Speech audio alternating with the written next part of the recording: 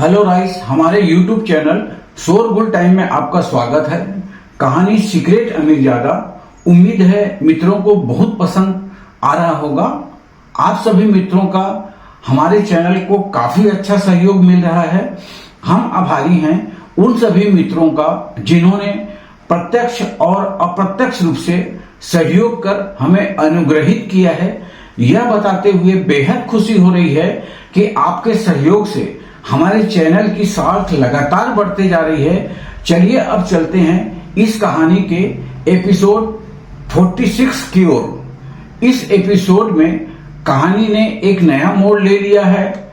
आप इसे सुनेंगे तो यकीन मानिए आपको निराश नहीं होना पड़ेगा। इस एपिसोड की शुरुआत भी कुछ इस तरह से होती है। क्या आपने अपनी बेटी को ही बेच दिया है? अपनी बेटी के इस सवाल को सुनकर मिसेस यामिनी गिल रोने लगी। उन्होंने रोते हुए सनाया से झूठ कहा, नहीं बेटा, ऐसा नहीं है। सनाया ने गुस्से से चीखते हुए कहा, अगर ऐसा नहीं है तो वो 50 करोड़ रुपए रोहन कोहली को वापस कर दीजिए।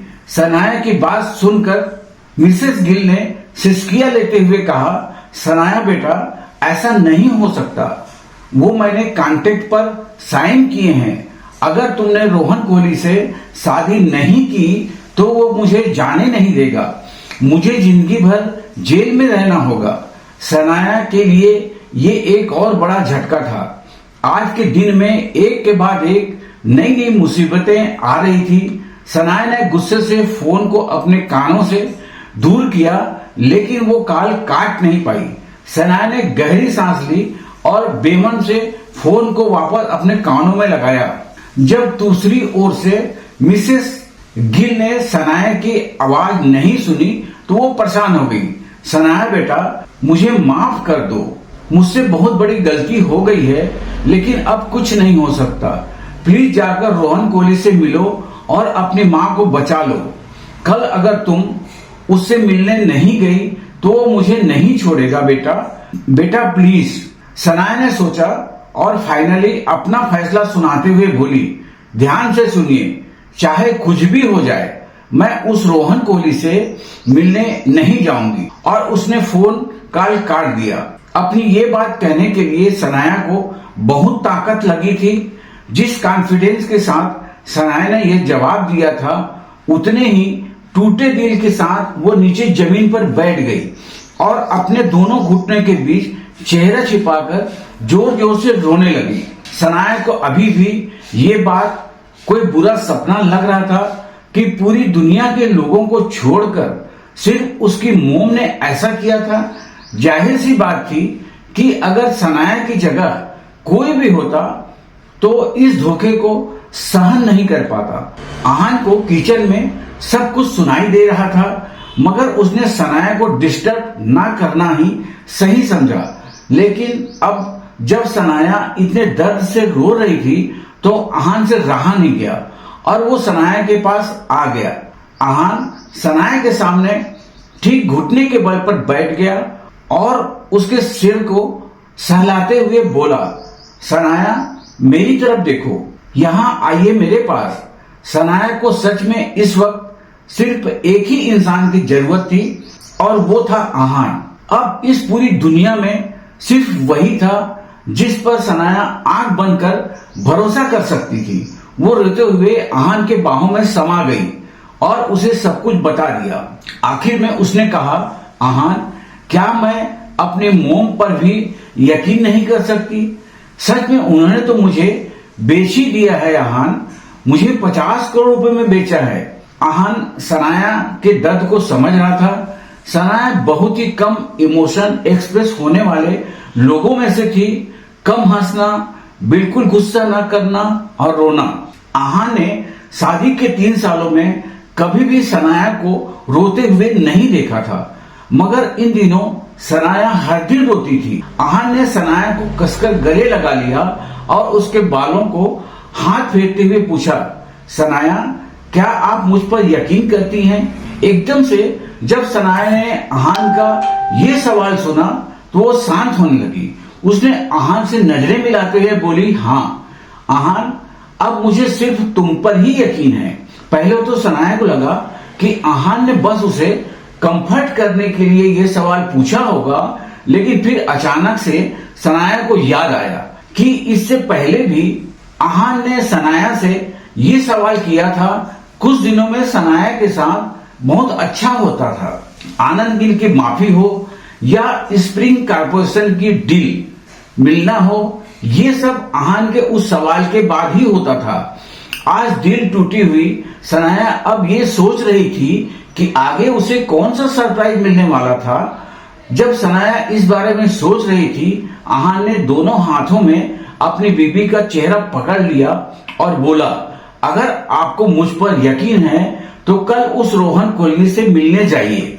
परेशान होने की कोई जरूरत नहीं है, मैं खुद आपको इस सिचुएशन से बचाऊंगा। सनाया कंफ्यूज हो गई कि आहान क्या करने वाला था, लेकिन आहान की आंखों में झलक रही उस सच्चाई को देखकर सनाया ने तुरंत हाँ में सर हिलाया और बोली, ठीक है। आहान सनाया को इस सब के पीछे का सच बताने के बारे में अभी श्योर नहीं था, मगर आहान ने एक बात का फैसला कर लिया था कि उसे सीमा बुआ और उसके बेटे रतन को अच्छा सबक सिखाना था। ऐसा सबक जिसके बाद वो दोनों माँ बेटे फिर कभी सनाया को परेशान करने के बारे में सोचते भी नहीं। आहान ने फिर एक मुस्कान के साथ सनाया को देखा और उसे शांत करने के लिए सनाया का पीठ सहलाने लगा। सनाया ने आहान से बिखरे हुए आवाज में कहा, थैंक यू आहान। और ये कहने के बाद सनाया ने आहान को एक बार फिर गले लगा लिया। आहान को लगा जो कुछ भी हुआ था उसकी वजह से सनाया उसे हक कर रही है, मगर सनाया की अपनी अलग ही वजह थी। उसने आहान को गले लगाए हुए मन ही मन में कहा, मैंने कभी नहीं सोचा था कि जब मेरे अपने भी पीठ फेर लेंगे तो सिर्फ आहान ही होगा जो मुझे इतना सपोर्ट करेगा, मेरा साथ देगा। मेरा अनजाने में ही आहान मेरी दुनिया बन चुका है, मेरा सब कुछ।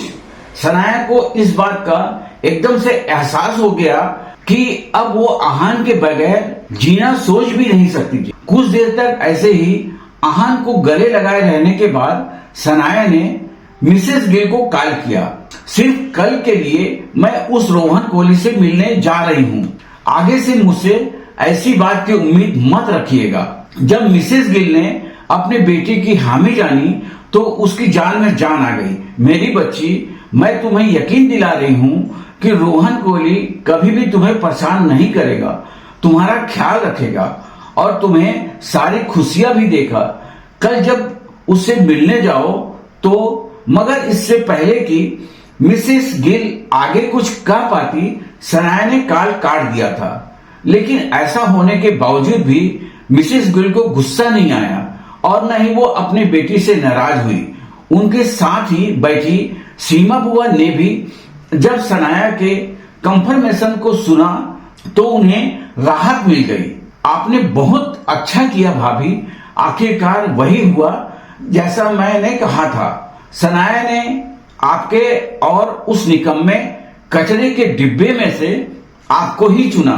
सनाया अपनी मोम से ही ज्यादा प्यार करती थी। ये बात सुनने के बाद मिसेस गिल का दिल खुशी से भर गया। सीमा बुआ का मकसद साफ था, वो मिसेस गिल को आहान के खिलाफ भड़काना चाहती थी और वैसे ही हुआ। आगे सीमा बुआ ने कहा, लेकिन भाभी मुझे डर है कि कहीं वो कचरे का डिब्बा रात भर में सनाया का मन ना बदल दे। जैसे ही मिसेस गिल ने ये बात कही, उनके चेहरे पर छाई हुई खुशी एक पल में गायब हो गई। सीमा दीदी, आप सही कह रही हैं, लेकिन अब क्या करूं? वो आहान मेरी बेटी का फैसला बदल नहीं सकता, ऐसा नहीं होना चाहिए। बताइए ना, अब क्या करूं? सीमा बुआ इसी सवाल का इंतजार कर रही थी। उन्होंने कुछ सोचने का नाटक किया और फिर दिखावा करते हुए बोली, भाभी एक रास्ता है, आप उस कचरे के डिब्बे को धमकाइए, उस आहान को ये बताइए कि रोहन कोहली कौन है और आहान के साथ क्या कर सकता है। अगर वो एक बार डर जाए तो हमें उस आहान को थोड़े से पैसे खिलाकर यहां से भगा देंगे। सीमा बुआ ने ये प्लान बहुत ही सोच समझ के बनाया था और मिसेस गिल को भी ये बात बिल्कुल परफेक्ट लगी। थोड़ी देर के बाद उन्होंने आहान को कॉल किया। आहान अभी अभी सनाया को खाना खिलाने के बाद सुलाकर आया था। वो कुछ मेल्स पढ़ते हुए अपने बेडरूम में बैठा ही था कि उसका फोन बजने लगा। आहान को हैरानी हुई जब उसने देखा कि सनाया के मॉम उसे कॉल कर रही है। आहान ने ज्यादा देर लगाए बिना कॉल उठा लिया। मिसेस गिल ने कहा, क्या अभी सनाया तुम्हारे साथ है? आहान ने इस सवाल की उम्मीद पहले ही कर ली थी। उसने मना करते हुए कहा, नहीं, सनाया यहाँ नहीं है। ये जानकर मिसेस गिल को राहत मिल गई। उन्होंने आगे कहा, जितना मैं सनाया को जानती हूँ वो पहले ही तुम्हें सब कुछ बता चुकी होगी, तो तुम्हें पता ही होगा कि कल सनाया रोहन से मिलने जा रही है। आहान ने जवाब में बोला, जी मुझे पता है। अब मिसेस गिल असल मुद्दे पर आ गई। देखो आहान, अब कल से सनाया रोहन कहली की होगी। आगे जल्द ही उन दोनों की शादी भी होने वाली है। कोहली खानदान के पास बहुत पैसा है। वो शिमला के सबसे अमीर खानदानों में से पहले नंबर 1 पर आते हैं, लेकिन उनका दिल मेरे जैसा बड़ा नहीं है। जैसे मैंने तुम्हें सहन किया, कोहली परिवार नहीं करेगा। अगर तुमने सनाया का पीछा नहीं छोड़ा तो वो तुम्हारा नामो निशान मिटा देंगे। इसलिए तुम जानते ही हो कि आगे तुम्हें क्या करना है। आहान को समझ में आ गया कि मिसेस गिल ने उसे डराने धमकाने के लिए कॉल किया था। आहान को इस बात से ज्यादा हैरानी नहीं हुई। उसने मन ही मन में कहा, ओ तो ये मामला है। मोम चाहती है कि खानदान की ताकत और पहुंच जानने के बाद मैं खुद ही सनाया को छोड़कर अपनी जान बचाने के लिए भाग जाऊंगा। अच्छा प्लान है। अगर मुझे सनाया से प्यार ना होता और अगर मैं खुद रायजादा जैसे बड़े खानदान का वारिस न होता तो शायद इस ट्रिक से डर कर भाग जाता, लेकिन मेरे साथ ये सारे पैतरे काम नहीं करने वाले। आहान ने फिर मिसेस गिल की बातों पर रिएक्ट करते हुए कहा, मैं समझा नहीं मोम कि आगे मुझे क्या करना है।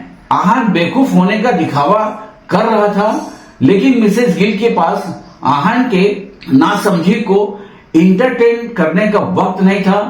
उन्होंने अब आहान को एक ऑफर देने का सोचा। मिसेस गिल ने फिर अपने निकम्मे दामाद आहान से कहा, आहान देखो, अब तक तुम हमारे घर में एक नौकर की तरह काम करते आ रहे हो, इसलिए मैं तुम्हारे फायदे की बात करने जा रही हूँ। ध्यान से सुनो।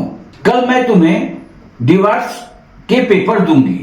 अगर तुम साइन करोगे तो मैं बड़े मन से तुम्हें 1 लाख रुपया दूंगी। मैं जानती हूँ कि तुम मुश्किल से 10-15 हजार रुपए कमाते हो। 1 लाख रुपये तुम्हारे लिए बड़ी कीमत है। उतने पैसे के साथ तो तुम किसी भी दूसरी जगह जाकर नई जिंदगी शुरू कर सकते हो। अब मिसेस गिल अपने मिडिल क्लास दामाद को रिश्वत देकर अपनी बेटी की जिंदगी से निकालना चाह रही थी। आहान अब अपने हंसी को रोक नहीं पाया। उसने मिसेस गिल से सवाल करते हुए कहा, मोम, क्या सनाया और मेरी शादी की कीमत सिर्फ 1 लाख रुपया है? क्या ये बहुत कम नहीं है? मुझे लगा ये शादी तोड़ने के लिए आपकी तरफ से इतनी कोशिश हो रही है तो आप हमें अलग करने के लिए कोई भी कीमत दे सकती है। क्या मैंने कुछ गलत कहा? आहान जानबूझकर मिसेस गिल को गुस्सा दिला रहा था। क्या ये कोई बॉलीवुड की फिल्म थी? आहान की बात सुनने के बाद मिसेस गिल को गुस्सा आ गया। ये आहान अपने आप को क्या समझ रहा है? मिसेस गिल ने अपने इस निकम्मे दामाद को डांट लगाते हुए कहा, आहान, क्या तुम कुछ ज्यादा ही हवा में नहीं उड़ रहे हो? क्या 1 लाख रुपए तुम्हें कम लग रहे हैं? तुम्हें तो इस बात का शुक्रगुजार होना चाहिए कि मैंने बड़प्पन दिखा के तुम्हें इतने सारे पैसे ऑफर किए, वरना वैसे भी कोहली खानदान के हाथों तुम मरने वाले हो। एक बात तो बताना जरा, मेरे साथ इस तरह से बात करने की और सनाया के साथ उसके पति के हैसियत से खड़े रहने के लिए तुम्हारी औकात ही क्या है? औकात? आहान की औकात तो मिसेस गिल सपने में भी नहीं सोच सकती थी। आहान ने जब उनके आखिरी शब्द सुने तो वो एक टेढ़ी मुस्कान के साथ बोला, मॉम, मेरी क्या औकात है और मैं किस लायक हूं ये आपको कल पता चल जाएगा। आगे की बात हम तब ही करेंगे। आहान का ये चैलेंज सुनने के बाद मिसेस गिल को थोड़ा सा डर महसूस हुआ। उन्होंने आहान से पूछा, तुम कहना क्या चाहते हो, साफ साफ कहो। लेकिन इससे पहले मिसेस गिल की बात पूरी हो पाती, आहान ने कॉल काट दिया था। आहान आगे क्या करने वाला था, उसके पास ऐसा कौन सा प्लान तैयार था जिसके बलबूते पर उसने मिसेस यामिनी गिल को चैलेंज किया था। क्या सनाया कल रोहन से होने वाली मुलाकात से मुसीबत में पड़ने वाली थी। बस इसी के साथ यह एपिसोड भी समाप्त होता है। कल फिर मिलेंगे इस कहानी के नए एपिसोड के साथ। आज के लिए बस इतना ही। अब आप हमें इजाजत दीजिए। नमस्कार, धन्यवाद। प्लीज आप अपना भी खूब ख्याल रखिएगा।